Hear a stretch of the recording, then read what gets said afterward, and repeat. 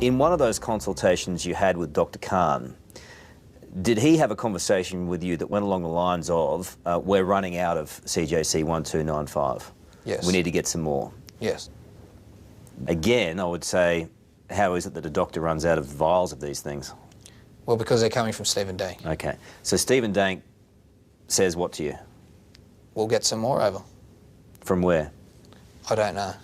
But to his direct source, I'm not sure, but, you know, what I now know to be some sort of compounding pharmacist he would have been in contact with. Let's make it even more simple. What did Stephen Dank instruct you to do in order to get more of this CJC 1295, more of these vials? I was in the vicinity where he was, which is Mascot, that injury care clinic, just by chance, convenience, and he said, and I was going to see Dr. Ijaz that afternoon, he said, would you like to come into the clinic and pick it up and take it out to Dr. Khan? I said, yeah, no worries. Where did you go to pick these things up? It's an injury care clinic in Mascot. I describe it as like a doctor's surgery type rooms, like there's consultation rooms, there's those rooms where you can take blood tests, all that type of stuff. So when I went to meet Stephen Dank there, I met him there and he's gone into where they would keep, what could you call it, like where they would keep all types of things that doctors would use, things like that. And he went to the fridge and got the vials. How many vials? Oh, probably one. But it was Stephen Dank that gave you the vials? Yeah. You get in the car and then drive back to Dr. Khan's surgery? Yep. Where you're administered with the vial, the CJC 1295? Yep. Did you think it was odd that you were transporting these things? It was just purely convenience. It wasn't something that I seeked and said, you know, Dank, I'll come pick him up and take him out. He suggested, and I thought, well, either you're going to drive out there or I'm going to drive out there. I don't see the... Where did you think he was getting these things from? Did it occur to you to ask him? To be honest, I'm sure it did. I can't really recall where he was getting them from, but the facilities he worked in were quite... they were clinics, so I'd imagine this was accessible to those clinics. And again, looking back, now it's probably clinics that he used to his advantage, perhaps to gain access to peptides like this. Have you ever imported anything from another country? No, and it's disappointing to hear that a simple holiday destination has turned into me potentially importing things. So. How did you transport them?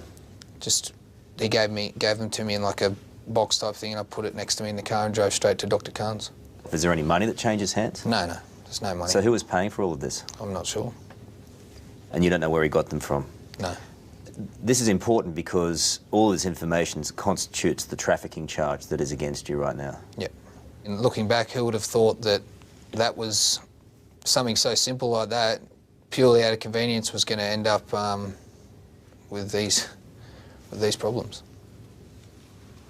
There are going to be people that say, well, hang on a second, the penny must have dropped at some point. It's all adding up now. If there was one thing that Dank had said to you that led to another, and suddenly you're getting injections, and then suddenly you're taking these things, hang on, mate, you must have smelt a rat at some point. I mean, if I did, it'd now be the time to... I'd love to sit back and look at how naive I've been, but I can't do that, and I've got no reason not to judge myself.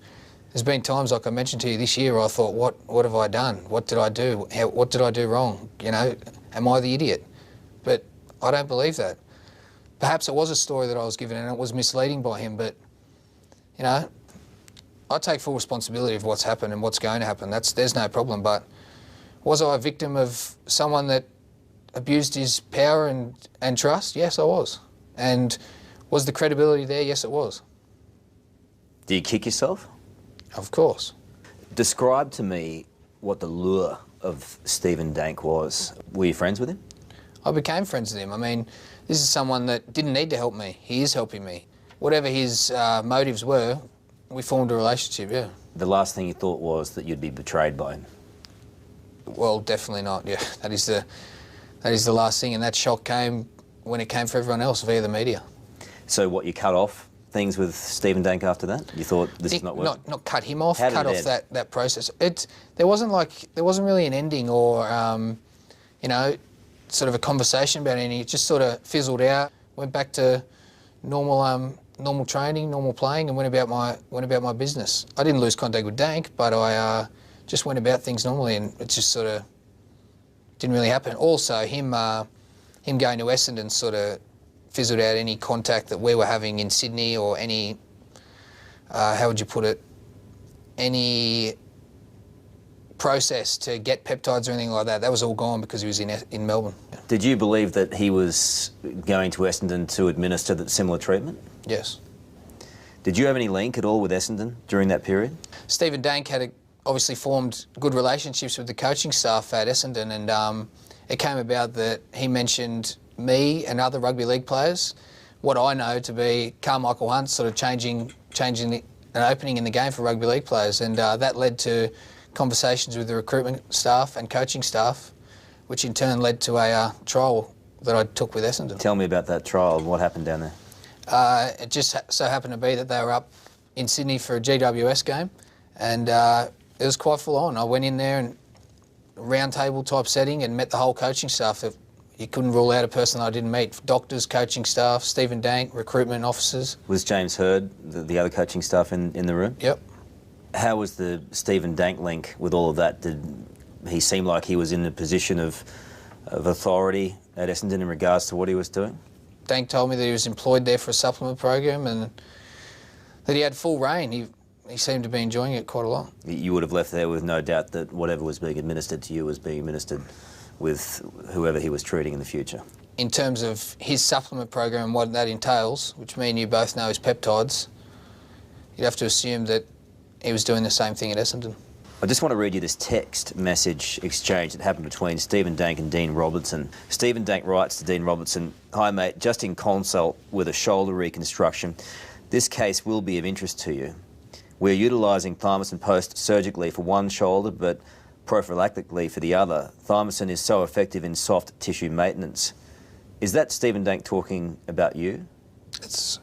That's come to my knowledge of late, and I'd have to believe it is. And you know thymosin is another banned substance?